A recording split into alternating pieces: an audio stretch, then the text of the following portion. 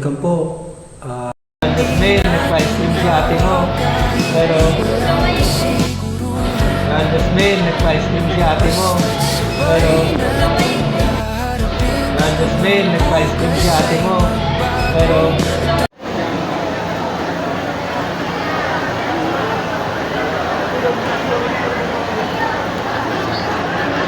Ay, doon ka tayo ah.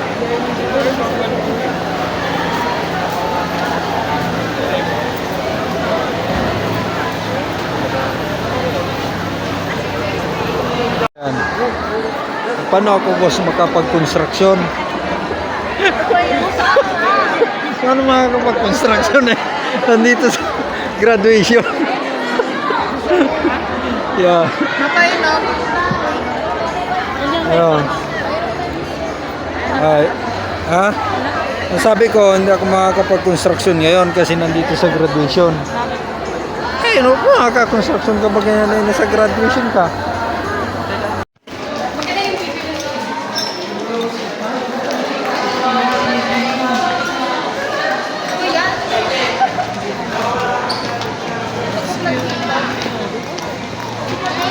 Hindi man ano yan, video lang.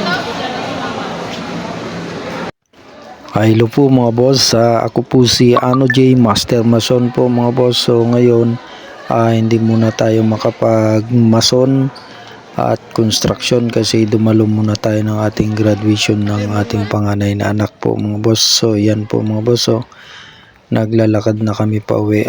Yan yung panganay ko, yan nakapula.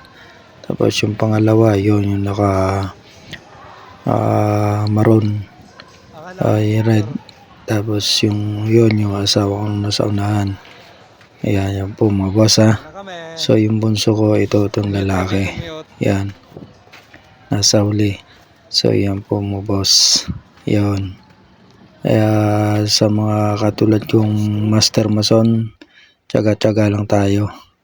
Magtiwala lang tayo sa mga anak natin para makapagtapos sila ng pag-aaral, di ba? So ayan po mga boss. Ayan o. Nagbunga na rin yung ating paghihirap. Kumbaga, nairaos natin kahit mahirap. Okay, thank you.